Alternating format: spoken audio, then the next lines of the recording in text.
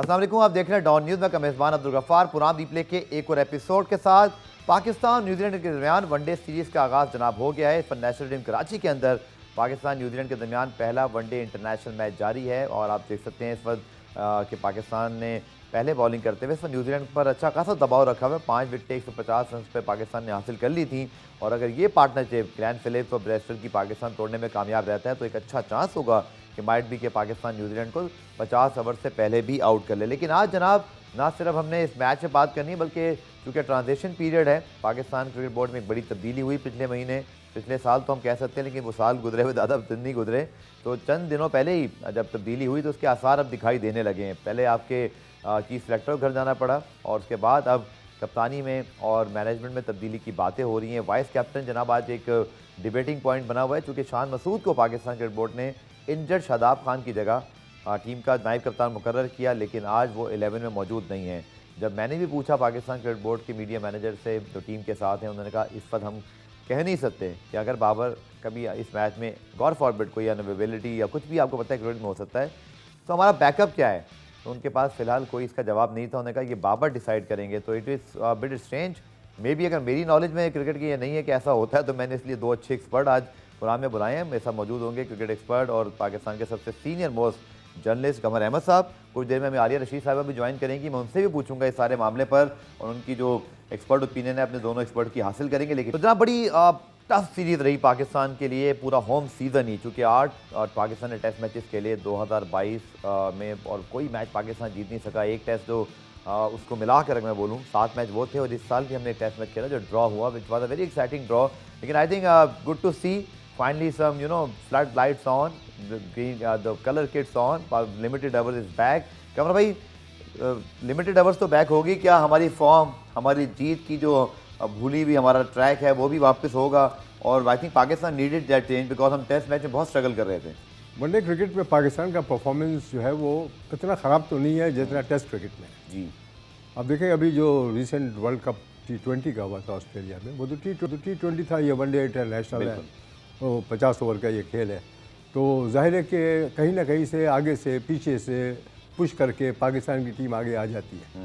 जैसा T20 world cup में आपने देखा कि फाइनल में पहुंची है पाकिस्तान की टीम और आखिरी 9 में से सर 8 वनडे भी हमने जीते हुए हैं। तो ये लिमिटेड ओवर गेम्स जो होते हैं तो दोनों फॉर्मेट के, चाहे ODI हो चाहे T20 हो, इसमें डिपेंड करता है कि ऑन द डे आपकी परफॉर्मेंस कैसी है बॉलरों की या बैट्समैन की। ठीक है, क्या आप कैचेस ड्रॉप कर रहे हैं या कैचेस पकड़ रहे हैं और बॉलिंग सही कर रहे हैं, अपने अपोजिशन जो बैटिंग टीम जो बैटिंग कर रही है उसको आप कितना रिस्ट्रिक्ट कर सकते हैं, कितनी डॉट बॉल खिला सकते हैं, ये सारी चीज़ें इन द एंड काउंट करती हैं and as well as the captaincy in the field. तो ये बहुत ज़रूरी है कि पाकिस्तान को अंडर एस्टिमेट ना करें वनडे क्रिकेट में और लिमिटेड क्रिकेट, बिकॉज 5 दिन का गेम होता है टेस्ट क्रिकेट, तो उसमें बहुत सारी प्लानिंग और टैक्टिक्स और स्किल्स का मुजाहरा करना पड़ता है कामयाब होने के लिए। बिल्कुल। यहाँ तो ये है कि अगर आपके 1-2 बैट्समैनों ने अच्छी पार्टनरशिप कर दी ODI के अंदर, बिल्कुल, तो आप एक ऐसा चैलेंजिंग टारगेट छोड़ देते हैं जी अपने मुखालिफ के लिए कि उसको आप डिफेंड भी कर सकते हैं, बशर्ते कि आपकी बॉलिंग में दम खम हो। बिल्कुल ठीक। और जो मेजर आज का जो कि साथ मैं बता देता हूँ कि पाकिस्तान ने टॉस जीत कर आज खुद बॉलिंग की है। शायद मुझे लगता है कि ड्यू फैक्टर भी बाबर के ज़हन में हो सकता है, अगर होता है अभी देखना पड़ेगा। फ्लड लाइट में चूँकि टेस्ट मैच के दौरान तो 5 बजे मैच खत्म हो जाता था। और दूसरा पाकिस्तान की जो टीम है उसकी स्ट्रेंथ बाबर के मुताबिक भी बैटिंग ही है। आलिया रशीद साहब ने हमें ज्वाइन किया। आलिया बहुत शुक्रिया ज्वाइन करने के लिए। मेरी शुरुआत पहले आपसे ये होगी कि वाइस कैप्टन अनाउंस किया गया शान मसूद को और कल बाबर ने हिंट दी थी कि वो देखेंगे कि उनकी 11 में जगह बनती है और फिर हमने आज जब टीम शीट देखी तो वो नहीं मौजूद थे। अब बहुत सारे सवाल उठ रहे हैं, क्या ये क्रिकेट बोर्ड का डिसीजन ठीक था कि वो एक ऐसे खिलाड़ी को कप्तान बनाए जो अभी टेस्ट मैच में स्ट्रगल कर रहा है और जिसकी वनडे की टीम में जगह बहुत अरसे से नहीं है और उनको कमबैक करना है भी, तो अभी उनका कमबैक नहीं हुआ और वाइस कैप्टन अनाउंस हो गए हैं और फिर मीडिया रिपोर्ट्स मौजूद हैं कैप्टनसी चेंज की प्लानिंग के हवाले से और बहुत सारा कुछ ऐसे लग रहा है। आलिया मेरी ज़ाती राय में आप इस पर रहनुमाई कर दीजिए, फिर कमर साहब को पीने भी लेते हैं। ये सिचुएशन अवॉइड की जा सकती थी यकीनी तौर पे, और मेरा ख्याल है कि बहुत ही अजीब बात है कि पाकिस्तान क्रिकेट बोर्ड को अपनी क्रेडिबिलिटी का ख्याल रखना चाहिए। और देखिए, आप कप्तान की मर्जी के बगैर, उससे मुशावरत किए बगैर आप कैसे वाइस कैप्टन अनाउंस कर सकते हैं? और अनाउंस कर रहे हैं और मैनेजमेंट जो है वो लाताल्लुकी का इजहार कर रही है। या वो प्लेयर को खिला ही नहीं रही, तो ये बहुत स्ट्रेंज चीज़ है। मेरा ख्याल है इसको अवॉइड किया जा सकता था। इस वक्त जो सिचुएशन बन रही है गफार, वो बहुत अनकंफर्टेबल है कि आप खामखा के लिए एक जुड़ी जुड़ाई टीम, जो कम से कम आपकी वाइट बॉल में तो बहुत अच्छी टीम है ना, जी हाँ। वनडेज भी हमने बहुत अच्छे जीते हुए हैं और T20 में भी हमारी टीम बहुत अच्छी है, तो उसको खामखा के लिए उसके अंदर कोई तनाज़ा पैदा करना या कोई रिस्क कायम करना, इसकी कोई ज़रूरत महसूस नहीं होनी चाहिए। अगर फर्ज कीजिए कि जैसे इतलात आ रही हैं कि मिकी आर्थर से भी बात चल रही है और उन्होंने कहा है कि तीनों फॉर्मेट्स के लिए अलग कप्तान बनाएं, तो उसका भी कोई तरीका होगा ना कि आप बैठिए, कॉन्फिडेंस लीजिए कप्तान को, बात कीजिए कि हम एक नई पॉलिसी अडॉप्ट करने लगे हैं और उसके तहत हम ये डिसीजंस करेंगे। मगर ये करना कि एक टीम जो इस वक्त सीरीज खेल रही है मिडिल ऑफ द ग्राउंड है और आप बाहर से बैठ के डिसीजन कर देते हैं कि फलां साहब जो हैं वो वाइस कैप्टन होंगे, और ये बहुत अजीब स्ट्रेंज मुझे मूव लगी है और इसको बिल्कुल भी इसको पजीराई इसको नहीं मिलनी चाहिए। और दूसरी बात, अभी मैं ये बताइए कि ये टीम जो इस वक्त खेल रही है, फखर, इमाम, बाबर, रिजवान, हारिस, आगा सलमान, तो फिर वो कहाँ खेलेंगे? तो शान की बात कर रही हूँ। मेरा मतलब है कि ये जाहिर है टीम के जो फायदे की चीज होगी, कप्तान और मैनेजमेंट उसी प्लेयर को खिलाएगी। हालांकि शानी का जो है बहुत अच्छा एवरेज है, वनडे क्रिकेट में बहुत अच्छे प्लेयर है और नीचे भी वो खेलने को अब तैयार हैं, खेला भी है उन्होंने। तो कहने का मकसद ये कि मुझे नहीं लगता कि खामखा के लिए एक ऐसी अगली सिचुएशन राइज हो रही है अचानक रमीज राजा के जाने के बाद कि जैसे कोई मुख्तलिफ पार्टियां अपना इन्फ्लुएंस ज्यादा इस्तेमाल करना चाह रही हों या ये साबित करना चाह रही हों कि जी हम जो हैं वो बहुत बेहतर है, या वो हमारे एक मुहावरा है ना, बुग़्ज़ माविया में भी हम बहुत सारे डिसीजंस कर लेते हैं, तो इसको अवॉइड करना चाहिए। मेरा ख्याल है कोई बहुत दानिशमंदी की बात नहीं है ये। टेस्ट मैच अब आपके जुलाई में है, आपकी अगली वनडे सीरीज PSL के बाद है, आपके पास बहुत वक्त है। यहाँ तक कि हम अभी आप मजाक की बात ही समझ लीजिए या सीरियस ही, कि हम अभी मीडिया बॉक्स में परसों ये बात कर रहे थे कि जब 13 तारीख को वनडे मैच फिनिश होंगे तो 13 फरवरी तक कोई क्रिकेट नहीं है, पाकिस्तान भी नहीं खेल रहा, PSL 1 महीना हम सब सिर्फ ये सोचते हैं कि अब क्या बात करनी है। तो आपके पास भी बड़ा वक्त था क्रिकेट बोर्ड के पास कि आप सीरीज़ ख़त्म होने देते, जैसी चीज़ें चल रही थी उसको चलने देते। शान मसूद की टीम में जगह नहीं है, आपने कैप्टन को, और ये कंट्रोवर्सी आज हम इस चीज़ को डिस्कस कर रहे हैं, बोर्ड के लिए भी नेगेटिव ऑफ कोर्स ये हेडलाइन है, पूरी दुनिया इस पर हंस रही है, ये अवॉइड किया जा सकता था। आप सुकून से, जैसे आलिया ने कहा कि अगर आप नए कोच आ रहे थे, आने तो दें पहले, अभी तो ये नहीं पता कि वो डर्बी शायर में रहेंगे या आएंगे, आप फिर बाबर को बिठाते, स्टेक होल्डर्स को बिठाते, अच्छे तरीके से आप ये काम कर लेते। जैसा कि एक ज़माने मुझे याद है कि जब सरफराज अहमद को अपॉइंट करना था कप्तान, तो एहसान मानी साहब ने उनको अपने साथ बिठा के प्रेस कॉन्फ्रेंस करके बहुत अच्छे तरीके से सब कुछ किया था। देखिए, ये जो इस वक्त कंट्रोवर्सी ये जो है कि वाइस कैप्टन को अनाउंस कर दिया और वो फॉर्म में भी नहीं है, he is not in the 11, और फिर ये कोई नई बात नहीं है, ये पहले भी वनडे क्रिकेट में हो चुका है और ये टेस्ट क्रिकेट में हो चुका है। ठीक है कि आपको याद है कि 1932 में जब इंडिया पहली दफ़ा टेस्ट खेला अपनी हिस्ट्री का लॉर्ड्स पे इंग्लैंड के ख़िलाफ़, तो ऑफिशियल कैप्टन तो इंडिया का था महाराजा ऑफ पोरबंदर, और उसको जब टेस्ट शुरू हुआ तो उसको कप्तानी से हटा के नॉन प्लेइंग कैप्टन बना दिया और CK नायडू को इंडिया का कप्तान बना दिया इनॉग्रल टेस्ट में, ठीक है, टेस्ट मैच में जी, ठीक है ना। तो ये सब चीज़ें होती रही हैं क्रिकेट के अंदर, ये कोई नई बात तो नहीं है। लेकिन बात असल ये है कि एक तो उनको वाइस कैप्टन अनाउंस नहीं करना चाहिए था शान मसूद को, जो कि फॉर्म में नहीं है। जी हाँ, ठीक है, वनडे टीम में ले लिया, उनको रिस्पेक्ट देने के लिए वो बहुत अच्छी बात है। ठीक, वो वनडे क्रिकेट के भी अच्छे खिलाड़ी रहे हैं और ठीक ठाक स्कोर भी करते हैं, और जो कि प्रूवन है, लेकिन फॉर्म में नहीं है वो। जी हाँ, वो अजीब किस्म के शॉट मार के वो आउट हो गए टेस्ट मैचों में, which is quite sad. But ये कि बाबर आजम को, जो कि कैप्टन, डिक्लेयर्ड कैप्टन है इस वनडे सीरीज़ का, जी जी, उसको ये इन्फॉर्मेशन, जैसा उसने ये जाहिर किया प्रेस कॉन्फ्रेंस में, कि उसको नहीं मालूम था कि कौन वाइस कैप्टन हो रहा है। अनफॉर्चुनेटली ये सिस्टम, इस तरह के सिस्टम को ख़त्म करना चाहिए कि बार बार आप कंट्रोवर्सी का निशाना बन जाए, जैसे आपने देखा अभी टेस्ट मैच में जो हुआ यहाँ पर जी। ये एक्चुअली मुझे बताया गया, तो मैंने फिर पूछा कमर भाई, आलिया से भी मैं इसको शामिल करता हूँ कि पहले आप ओपिनियन दें। बात ये हुई कि वो जब बाबर गए और पता नहीं था, और आपने रिजवान को, फिर टीम मैनेजमेंट, तो उस सिचुएशन से बचने के लिए कुछ किया। अच्छा, मेरा ये सवाल था आप दोनों से भी है, पहले कमर भाई आप, मैंने आज पूछा फिर कि भाई आज वाइस कैप्टन कौन है, इन केस आपको पता है क्रिकेट है, 50 ओवर का खेल है, कोई इंजरी हो जाती है, आपको किसी वजह से बाहर जाना पड़ता है बाबर को, आज वाइस कैप्टन कौन है? हमें इसका कोई जवाब नहीं दिया गया अब तक, जीरो आंसर, हमें पता ही नहीं है। ये बाबर उस वक्त बताएंगे कि वाइस कैप्टन कौन है, ये मुझे बताया गया। लेकिन जाहिर है कि आपको पता है कि मोहम्मद रिजवान चूँकि वनडे क्रिकेट में ठीक ठाक परफॉर्मेंस करते रहे हैं जी, और होपफुली करेंगे भी, तो जाहिर है कि उन्हीं को वाइस कप्तान डिक्लेयर किया होगा मैच से ये पहले। बोर्ड को सर हमें बताना नहीं चाहिए। तो बहुत ज़रूरी है कि इस किस्म की चीज़ें मीडिया को पास ऑन करनी चाहिए जी, क्लैरिटी के लिए। ट्रांसपेरेंट चीज़ें, हर चीज़ को ट्रांसपेरेंट होना चाहिए और नॉलेज में होने चाहिए वो लोग जो इससे एसोसिएटेड हैं, जी जैसे मीडिया है जी, या दूसरी टीम है। जी हाँ, कि बाज़ दफ़े तो मैंने ये देखा है कि पाकिस्तान की क्रिकेट में ये हुआ कि टॉस के पहले तक किसी को नहीं पता कि पाकिस्तान की टीम क्या है, यानी और दूसरे मुल्कों की टीमें एक दिन पहले टीम अनाउंस कर देती हैं 11। जी जी, हमारे यहाँ आज तक तो ये रिवाज ये नहीं बड़ा है। एम्बैरेसिंग हम मोमेंट आखिरी होता है। टॉस तक स्पेकुलेशन करते हैं। आलिया, आप वाइस कैप्टन कौन है आज? अगर मैंने तो पूछा, मुझे नहीं पता, शायद रिजवान एक चॉइस बनते हैं जैसे कमर भाई ने कहा, लेकिन ये हमें ऑफिशियली पास ऑन नहीं होना चाहिए। वैसे गफार, बात यह है कि वाइस कैप्टन ना भी हो तो कोई फर्क नहीं पड़ता।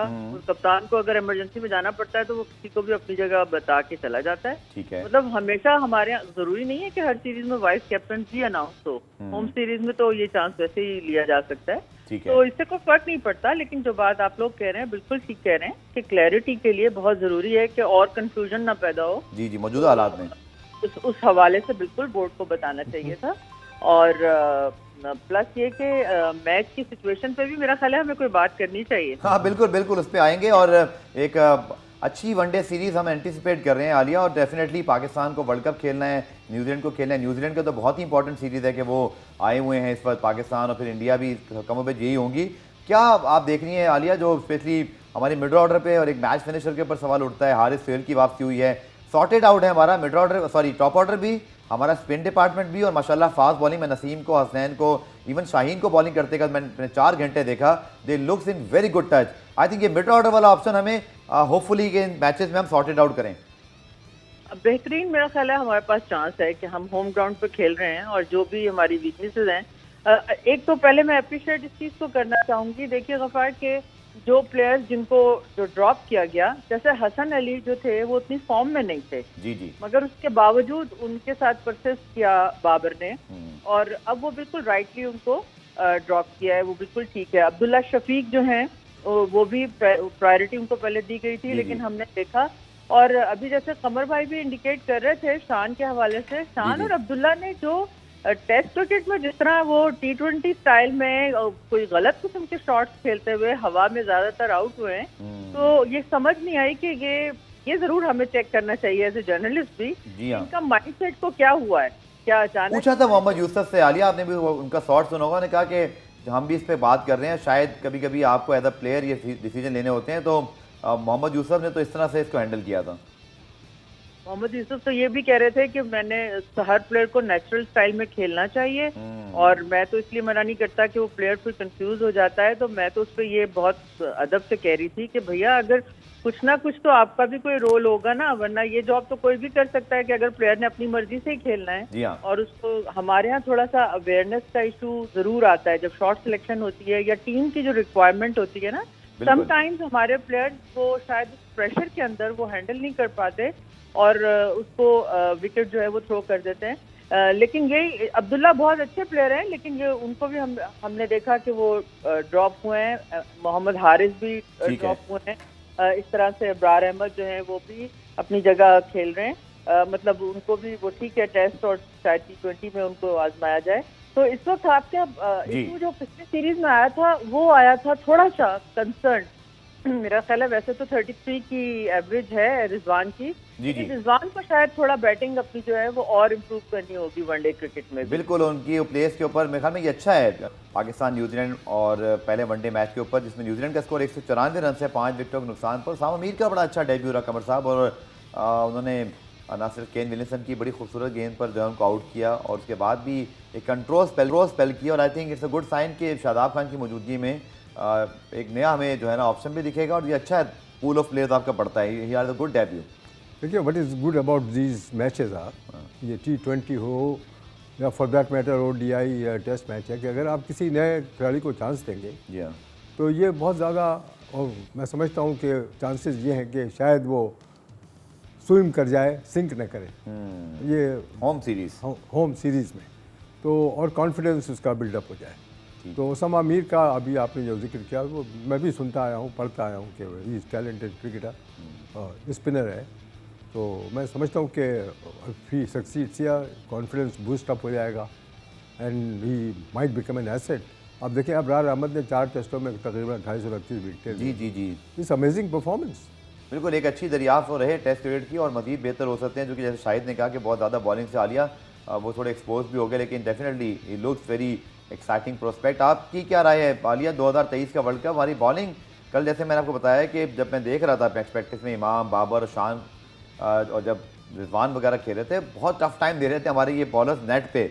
और शाहीन अभी से मुझे बहुत अच्छे रिदम में लग रहे थे, आई डोंट थिंक उनको रश करना चाहिए, बट अब bowling attack is quite settle down. और यही मुझे लगता है कि वर्ल्ड कप 2023 में पाकिस्तान की बड़ी स्ट्रेंथ होगी जब शादाब खान भी इवन रिटर्न करेंगे, कि हमारे पास बॉलिंग जो है वो प्रीटी मच सॉर्टेड आउट। और ये एक अच्छा साइन है when we are approaching the world cup. जी बिल्कुल, इस लिहाज से और फिर वर्ल्ड कप इंडिया में है तो हमारी जो मिलती जुलती कंडीशंस हैं उसमें हर लिहाज से हमारे प्लेयर्स को भी एडवांटेज हो सकता है। और उसामा मीर जो है, अभी आपको पता है कि पाकिस्तान कप में 11 विकेट लेके टॉप विकेट टेकर रहे हैं जी। और बहुत अच्छी परफॉर्मेंस रही। एक पॉइंट मेरे ध्यान में ये है गफार जी जी कि टेस्ट मैच में हमारे पास जो लेग स्पिनर का इशू आ रहा है उसमें भी उसामा को तैयार किया जा सकता है शादाब के साथ साथ, मतलब। लेकिन एक वो जो बात की थी सकलैन ने कि जो पहले लाइन में लगा हुआ है हम उसको पहले खिलाएंगे, मेरा ख्याल है थोड़ा सा इससे तो हमें समझना चाहिए कि जो टैलेंटेड प्लेयर है उसामा मीर जो है वो काफी सालों से उनकी मेहनत जो है वो मुसलसल कर रहे हैं और कभी भी उन्होंने गिव अप नहीं किया। हमने उनको बहुत सालों से देख रही हूँ मैं खुद, तो इस लिहाज से बहुत अच्छी और खुशाइन बात है कि जो अच्छा प्लेयर है। और उसके साथ साथ शाहिद आफरीदी की भी तारीफ करनी चाहिए कि देखिए उन्होंने बहुत सारे ऐसे सिलेक्शन किए हैं जिसमें उन्होंने पाकिस्तान कप की परफॉर्मेंस को तरजीह दी है। ठीक। और इसके साथ साथ थोड़ा सा मुझे कंसर्न ये फील हो रहा है कि ये जो हमारा मिडिल ऑर्डर है जिसमें हमारे पास सलमान आगा, कामरान गुलाम, हारिस, सुहेल, रिजवान, मतलब 4-5 की जो नंबर की जो ऑप्शंस है ना, ये एक जैसे प्लेयर है। 6 पे कोई एग्रेसिव जो हमारा बैटर होना चाहिए ना फिनिश करने के लिए जी, वो जैसे मोहम्मद आलिया आपको हैरानगी हुई जैसे खुशदिल शाह और इफ्तिखार, एक लॉन्ग रन भी उनको मिला। मुझे याद है Iftikhar played superbly against Australia and even in West Indies, तो हमारी होम सीरीज थी, लेकिन चूंकि गैप बहुत लंबा आ गया और फिर उनकी T20 की फॉर्म अच्छी नहीं थी। सो मुझे ज़ाती तौर पर हैरानगी हुई, चूँकि दोनों गेंद भी डाल सकते हैं। मैं इंडिया में कल बात कर रहा था एक जगह पर, उन्होंने कहा जी हमारे पास टीम बहुत अच्छी, सिर्फ एक प्रॉब्लम है कि टॉप 5 में कोई एक भी पार्ट टाइम स्पिनर नहीं है जो हमें ज़रूरत पड़ सकती है, क्योंकि हमारे पास 5 या 6 बॉलर बनते हैं, एक्स्ट्रा ऑप्शन नहीं है। तो हमारे पास तो ये चॉइस है इफ्तिखार खुशदिल के होते हुए। हाँ, मेरा ख्याल है खास तौर पे इफ्तिखार की। खुशदिल को आप T20 के लिए रख लीजिए, लेकिन इफ्तिखार जो है वो प्रॉपर बैट्समैन है, प्रॉपर ऑलराउंडर है, खेलते हैं, प्रॉपर शॉट्स खेलते हैं और टेम्परामेंट उनका बहुत अच्छा है। लेकिन पता है क्या होता है, मुझे लगता है हमारे यहाँ कि हम एक परफॉर्मेंस जो होती है ना एक फॉर्मेट की, वो ओवरशैडो कर जाती है और हम उसी के हिसाब से सोचने लग जाते हैं, यानी कि हम में सारे लोग शामिल हैं, वो क्रिकेट बोर्ड भी, सिलेक्टर्स भी। हालांकि आलिया इफ्तिखार का वर्ल्ड कप भी बहुत अच्छा था। जी बिल्कुल, तो यही मैं अर्ज कर रही हूँ कि हमें थोड़ा सा ये जिस फॉर्मेट की जो परफॉर्मेंस है उसकी बेस पे रखते हुए फैसले करने चाहिए। इस वजह से हारिस सोहेल के इंक्लूजन को आपको अप्रिशिएट करना पड़ेगा, शाहिद आफरीदी के डिसीजन को, क्योंकि वो जब ड्रॉप हुए थे तो उस वक्त भी उन्होंने 250 किए हुए थे और प्लेयर तो वो अच्छे हैं। और इस करेक्शन में 2 साल लग गया लिया। हाँ, और पाकिस्तान कप में भी अच्छा परफॉर्म नहीं किया, तो अभी ये देखना होगा। जाहिर है कि मिडिल ओवर्स में लेफ्ट हैंड राइट हैंड का जो वो होता है कॉम्बिनेशन, वो तो फायदा ही देता है टीम को। लेकिन अब देखते हैं कि आज हारिस क्या करते हैं। एक बड़ा इंपॉर्टेंट एस्पेक्ट है कमल भाई, जब आप जिसकी तरफ निशानदेही करते हैं ब्रेक में, उसकी तरफ हम दोबारा बात कर रहे थे, वो डेथ बॉलिंग। क्योंकि आपकी जो हमारे पास ज़माने में बड़े अच्छे डेथ बॉलर होते थे, स्पीडी बॉल, अभी मैं देख रहा हूँ कि पार्टनरशिप डेवलप हो रही है। It's too early, of course पहला मैच है, बट जब आप asking for for the discussion से कि हमें ये हारिस रऊफ या वसीम जूनियर या कोई भी शाहीन जब आते हैं, ये बहुत इंपॉर्टेंट एस्पेक्ट होगा वर्ल्ड कप में 2023 में, जो आपके फिनिशिंग अवर्स हैं एज इन T20 के। आप मैच जब पहली इनिंग खेल रहे हैं या जब आपकी डिफेंडिंग कर रहे हैं, आपका कैसा है? क्योंकि आज मुझे लग रहा है कि New Zealand have a very good counter attack और ब्रेसवेल और फिलिप्स इस वक्त बड़े अच्छे तरीके से बैटिंग कर रहे हैं। देखिए वर्ल्ड कप जहाँ तक ताल्लुक़ है, कहते हैं ना कि हुनूज दिल्ली दूर है, अभी तो बहुत आगे बहुत टाइम है वर्ल्ड कप के लिए। आप प्रेजेंट सिचुएशन में ठीक है टीम को देखें और खिलाड़ियों को असेस करें। डेथ ओवर्स में मैंने देखा है, मैंने तो 740 वनडे कवर किए हुए हैं 9 वर्ल्ड कप, जी जी कि डेथ ओवर में अच्छे अच्छे बॉलर भी मार खा जाते हैं। बिल्कुल। तो टोटली डिपेंडिंग कि सिचुएशन क्या है मैच की और किस विकेट पे वो खेल रहे हैं, किस सिचुएशन में वो बॉल कर रहे हैं डेथ ओवर्स में। आपने विकेट की बात की, this is very very important, क्योंकि कैसी पिच है, क्योंकि पहला मैच है। अब मुझे जो पता है मेरे इल्म में कि आलिया फ्रेश विकेट है, ये बड़ा मुश्किल होता है चलते हुए मैच पे, वो भी पहला मैच एनालिसिस करना। आई थिंक आप उसमें गाइड कीजिएगा कि कितना कोई स्कोर अच्छा हो सकता है। हम रन चेस पे जब जाएंगे तो कितना कोई ये 300 की विकेट है या 275 वाली, या मे बी कि बहुत अच्छा बैटिंग पैराडाइज है, पाकिस्तान ने अच्छी बॉल की। तो it's a very tricky situation today, और we have to wait and see कि आज इस मैच का कंक्लूजन किस तरह होता है, और फिर हमें बेहतर अंदाजा होगा कि हमारे अगले 2 मैचेस के लिए क्या ये पिच बिहेव कर सकती है और क्या हिकमत अमली होनी चाहिए। हाँ जी, बिल्कुल ऐसा ही है। और खास तौर पे अभी जो पहली इनिंग्स में 300 के करीब तो रन बनने चाहिए असूलन, जी जी। मगर थोड़ा लेट हो गए न्यूजीलैंड वाले, थोड़ा पीछे हैं। वरना असूलन आखिरी 10 ओवर्स में आप 100 रन के करीब बना ही लेते हैं। लेट्स सी, क्योंकि उनके 5 टॉप के प्लेयर आउट हो चुके हैं, तो उस लिहाज से ये कर पाते हैं या नहीं। मगर बहुत अच्छा टारगेट हो जाएगा, 350 के करीब भी अगर हो जाता है तो इतना तो होना चाहिए वनडे में। लेकिन उसके बाद पाकिस्तान किस तरह से फेस करता है जी जी। और हमारा टॉप ऑर्डर कैसे खेलता है, उनके फास्ट बॉलर्स को खास तौर पे, क्योंकि वो भी चाहेंगे कि हर कीमत पे पाकिस्तान से ये मैच जो है वो लेके जाएं। और दूसरा, क्राउड आज थोड़ा बहुत नजर आ रहा है तो फार, लेकिन मेरा ख्याल है पाकिस्तान क्रिकेट बोर्ड को पब्लिक के लिए बहुत सारे कंफर्ट जो हैं वो प्रोड्यूस करने चाहिए, इसलिए कि बहुत अच्छा नहीं लगता कि ये वनडे क्रिकेट हो रही है, उसके बावजूद आपको जैम पैक स्टेडियम नजर नहीं आ रहा। तो एक तो वर्किंग डे भी है, ऑब्वियसली ये भी जहन में रहता है, लेकिन वर्किंग डे से ज्यादा हमारा, क्योंकि पहले भी होते थे, वो पैशन हमेशा रहता था, मगर अब जो लोगों को मुश्किलात आ रही हैं वो बहुत बिल्कुल आलिया, मेरी इसी तरह तवज्जो है, बल्कि मैं और कंवर भाई तो प्लान कर चुके हैं कि हम शो खत्म करते ही सीधा स्टेडियम जाएंगे, और ज़रूर चूंकि वीक डे है, मे बी के सेकंड इनिंग तक क्राउड बिल्डअप हो जाए। आई रियली होप कि ऐसा हो, बट इस टाइम वाकई एक डिसअपॉइंटमेंट हो रही है जब बार बार टीवी पे हम मनाजिर देख रहे हैं, साथ साथ कि खाली स्टेडियम कहीं कहीं हमें नजर आ रहा है। बट कंवर भाई, जैसे आलिया साहब फरमा रही थी, आई थिंक ये पहला मैच है सीरीज का, तो री असेस तो करना ही पड़ता है कि कंडीशंस क्या होंगी। दूसरा पता नहीं, अब ये ड्यू फैक्टर, मैं तो ग्राउंड पे इस वक्त नहीं हूँ, जाके पता चलेगा। शायद बाबर ने जो पहले बॉलिंग का फैसला किया, ये भी चीज़ उनके जहन में हो, और बैटिंग तो हमारी स्ट्रेंथ है। We have a very established top 3, Fakhar, Imam, Babar, उसके बाद फिर रिजवान भी हैं, अब तो हारिस सोहेल की एंट्री हुई है। सो आई एम प्रीटी होपफुल के 270-80 जो टारगेट या उससे कम, अगर आई होप के हो, we have a good chance. देखिए, किसी भी कप्तान के जहन में फियर ऑफ फेलियर, यानी कामयाब ना होने का डर हो जाए, ठीक है, तो वो फिर किसी किस्म का चांस लेने को तैयार नहीं होता है। तो जाहिर है कि टू बी सेफ वो डिफेंड करने के लिए ज़्यादा टारगेट को तैयार रहते हैं, पहले फील्डिंग कर लेते हैं। ठीक है, कि जो स्कोर बनाएंगे उसको किस तरह वो चेज करते हैं, या अगर ख़ुद पहले बैटिंग कर रहे हो तो डिफेंड कैसे करें उस चीज़ को। तो ये बहुत ज़रूरी है कि बहुत ही, मैं समझता हूँ कि अनसर्टेनिटी और कॉन्फिडेंस, लैक ऑफ कॉन्फिडेंस है पाकिस्तान के कैप्टन में अनफॉर्चुनेटली।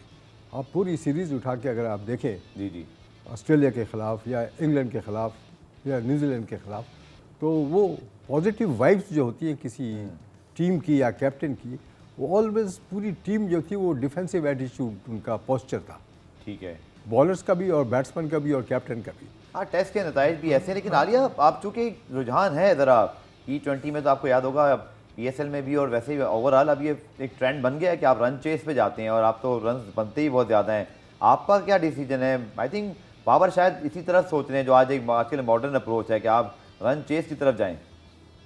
हाँ, मेरा ख्याल है ऐसा ही है, लेकिन इस वक्त आप फायदा उठाएं। कमर भाई जैसे सीनियर जर्नलिस्ट मौजूद हैं, जी जी, कमर भाई से ये पूछिए कि ये तीनों फॉर्मेट्स में, या अगर टेस्ट मैच में, वो किसको समझते हैं कि अगर बाबर ना हो तो उनके ख्याल में कौन प्लेयर बेहतर हो सकता है कप्तानी के लिए? कमर भाई, आलिया ने तो आपके लिए बड़ा खतरनाक सवाल भेज दिया, वो वहीं आप सजेस्ट करें कि who should be, if needed और if decided, who should lead Pakistan in other formats.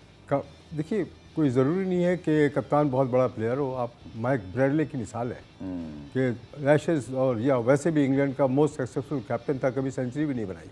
He was a great tactician और साइको एनालिस्ट, साइकोलॉजी पढ़ा हुआ। उस जमाने में वो मीडिया नहीं था ना, तो सोशल मीडिया भी नहीं था। सोशल मीडिया भी नहीं था, ये राइट आलिया। लेकिन बात दरअसल ये कि कप्तान के लिए बहुत ज़रूरी है कि वो जैसे मुश्ताक मोहम्मद या हफीज़ कारदार वगैरह थे, ठीक है। ये टैक्टिकल ब्रेन होना चाहिए कि वो किस तरह मैनिपुलेट करें, किस तरह डाउनफॉल प्लॉट करें किसी सेट बैट्समैन का अपने बॉलर्स के थ्रू, किस तरह की फील्ड प्लेसिंग करें, और सोच क्या है उनकी, जो जिस टीम को वो लीड कर रहे हैं उस टीम की सोच क्या है मैच की तरफ, और हर एक खिलाड़ी का वो माइंड रीड कर सके। एक अच्छा कप्तान जो होता है वो खिलाड़ी के माइंड को रीड कर रहा होता है, अब वो न सिर्फ अपने टीम के लड़कों की बल्कि अपोजिशन के खिलाड़ियों की, बॉलर और बैट्समैन का माइंड रीडर होता है। सर इसमें एक और चीज़ भी, फिर आलिया भी इस पर जवाब दीजिए, आप क्विकली हमें गाइड कीजिएगा कि अब आपके कोचेस से भी तनकीद हो रही है कि वो जिस तरह की प्रेस कॉन्फ्रेंस में दोहराना नहीं चाहता, वो सब खेल में है, तो क्या समझते हैं कि मे बी जैसे सरफराज के साथ मिकी आर्थर थे, अब very experience coach, south Africa, Australia, दुनिया भर में कोचिंग की हुई, बड़ा स्ट्रक भी आपको, स्ट्रिक भी, मतलब आपको याद है कि टीवी पे भी उन्होंने गुस्सा दिखाया और वो भी very animated, so may be कि हम ये चीज़ भी लैक कर रहे हैं। प्रॉब्लम यह है कि जब आप किसी फॉरेन कोच को एम्प्लॉय करते हैं, खासकर पाकिस्तान जैसी टीम के लिए, जी जी, तो एक तो उनके लिए उनकी लैंग्वेज समझना मुश्किल हो जाती है और उनका एक्सेंट भी। जैसे कि अब जो खिलाड़ी आजकल आते हैं वो यूनिवर्सिटी एजुकेटेड नहीं होते या ज़्यादा लिटरेट नहीं होते, अनफॉर्चुनेटली। तो फिर वो अगर कोई ऑस्ट्रेलियन बोल रहा है अपनी अंग्रेज़ी या कोई न्यूजीलैंडर अपने एक्सेंट से अंग्रेज़ी बोल रहा है या अंग्रेज़, तो उनके समझ में नहीं आती कि हो क्या रहा है। ठीक है। प्रॉब्लम ये है कि अब जैसे Mickey Arthur is not a test player, ठीक है, जैसे बिल्कुल बिल्कुल टेस्ट प्लेयर नहीं है, लेकिन वो चूंकि पाकिस्तान और ये एशियन को टीमों के समझते साथ इतना रहा है कि उसकी लोग बातें समझने, इशारे समझने लगे, और आस्ते आस्ते आप देखें, मैं मिसाल देता हूँ वसीम अकरम की। जी जी, कि वसीम अकरम को जब 87 में साइन किया लैंकाशायर ने, उनको अंग्रेज़ी बिल्कुल नहीं आती थी, सवाए थैंक यू और गुड मॉर्निंग के, और वो पूरी दुनिया में कमेंट्री अब आप करते हैं, देखें Ashes पूरी में जाके दुनिया में भी। कमेंट्री करते हैं। उसके बरक्स हाँ, बहुत सारे पाकिस्तानी खिलाड़ी जो 12-12, 15 साल काउंटी क्रिकेट खेले हैं, वो अब तक अंग्रेज़ी नहीं बोल सकते। ये अपनी एफर्ट होती है। बिल्कुल, ग्रूमिंग आप खुद कैसे करना अपने- चाहिए। इवन वकार यूनिस पर टीवी पर आए तो इन्होंने भी जिस तरह जब स्टार्ट किया और अब जहाँ ये स्टैंड करते हैं तो हमें अच्छा लगता है कि तो अच्छे commentator कैप्टन हमारे गफार पास ऐसा होना चाहिए, कम्युनिकेटिव हो हैं। बिल्कुल, और इम्प्रेसिव हो, कि जब वो प्रेस से बात कर रहा हो या किसी से बात कर रहा हो, ठीक है। तो वो properly in good words communicate कर सके अपने है। थॉट्स को। चलिए लास्ट क्वेश्चन आपसे आलिया, फिर प्रोग्राम के खत्म हो रहा है। 2 शतरंज 6 खिलाड़ी आउट हैं तो न्यूजीलैंड का स्कोर, लेकिन मिकी आर्थर की आने की जो बातें हो रही हैं और उसके असरात भी कुछ थोड़े बहुत जो आपने अब देखे मीडिया रिपोर्ट्स में, सो मुझे लगता है कि बड़ा इंटरेस्टिंग फेज आने वाला है आलिया आफ्टर वनडे सीरीज, और अगर वो डिसाइड कर लेते हैं जैसे इस वक्त बातें हैं कि उनके पास एक अच्छी काउंटी ऑफर है, so a very exciting time ahead for Pakistan, lot of changes expected. हाँ देखिए, अगर वो चेंजेस पाकिस्तान के फायदे के लिए फिर तो बहुत अच्छा है। ये बात जरूर दोहराना चाहूंगी कि मिकी आर्थर और सरफराज को बहुत गैर जरूरी तौर पे उस वक्त के बोर्ड ने बहुत हेस्टली जो है डिसीजन किया था और उनको रिमूव किया था। बहुत नाकिस किस्म की ये फैसला साजी थी, बिल्कुल पसंद नहीं आई थी हमें उस जमाने में। मगर उसके बाद हमने देखा कि चीजें जो हैं वो उनको इम्प्रूव होने में काफी टाइम लगा। तो अच्छी बात यह है कि मिकी आर्थर के साथ प्लेयर्स बड़े कंफर्टेबल हैं, उनके साथ खेले हुए हैं उन्होंने, इनको यंग खासतौर पर बाबर वगैरह को इन्होंने बहुत सपोर्ट किया हुआ है प्लेयर्स को। तो उनकी अच्छी बात यही थी कि एक एडवांटेज ये भी होता है फॉरनर का कि वो किसी किस्म की पार्टीबाजी नहीं करता और वो बिल्कुल स्ट्रेट होता है, सीनियर है या जूनियर है, आप अगर फिट हैं, आपकी परफॉर्मेंस है तब तो आप खेलेंगे, अदरवाइज उसको कोई वो ख्याल और लिहाज नहीं करते, जिस तरह कि हमारे लोकल्स को थोड़ा सा करना पड़ता है। हमारे कल्चर का एक प्रॉब्लम है इस चीज में कि हमें देखना पड़ता है कि ये सीनियर्स हैं, इतनी इनकी सोसाइटी में रिस्पेक्ट है, लोग इनको इतनी फॉलोइंग है, तो और अगर उनकी कोई खामी या कमजोरी नजर आती है तो उसको वो उस तरह स्ट्रेट फॉरवर्डली नहीं कह पाते, नहीं समझा पाते, जिस तरह के गोरे जो हैं वो कर देते हैं। तो मुझे लगता है कि पाकिस्तान के लिए अच्छा है तो व्हाई नॉट, जरूर होना चाहिए। लेकिन क्विकली आखिरी में क्विकली इसका जवाब दीजिएगा, क्योंकि अभी आपकी गवर्नमेंट चेंज हुई तो फिर क्रिकेट बोर्ड पूरा चेंज हुआ, हर सब कुछ तब्दील हो रहा है। मैं सियासी तौर पे तो इतना स्ट्रांग नहीं हूँ, लेकिन जो मुझे इल्म है कि इंतखाबात आपके ज़्यादा दूर नहीं है, तो फिर हम इस तरफ आ जाएंगे, ये सिलसिला तो रुकने वाला नहीं है। फिर इसीलिए तो नहीं होना चाहिए कि गवर्नमेंट का, प्राइम मिनिस्टर का, प्रेसिडेंट का कोई ताल्लुक क्रिकेट बोर्ड से नहीं होना चाहिए। ठीक है, चलें, बहुत बहुत शुक्रिया आलिया, मैं इस पे मजीद इंशाल्लाह प्रोग्राम रखेंगे। ये जो डोमेस्टिक क्रिकेट टॉपिक है ये बहुत इंपॉर्टेंट फेज आ रहा है, लेकिन आप दोनों का बहुत शुक्रिया क्योंकि प्रोग्राम का वक्त इख्तिताम का भाई आलिया मौजूद थे। पूरा मैच को आप इंजॉय करें। मैं तो जरूर चाहूँगा कराची के लोग जो देख रहे हैं स्टेडियम भी जाएं। 40% कैपेसिटी मेरे नुमाइंदे इमरान सिद्दीक डॉन न्यूज़ के जो हैं वो हमें बता रहे हैं, लेकिन आई होप कि ये आज जब सेकंड इनिंग शुरू हो तो 70-80% तो जानी चाहिए। पुरानी दीप देखने का शुक्रिया। कल दोबारा से मुलाकात होगी, तब तक के लिए अल्लाह हाफ़िज़।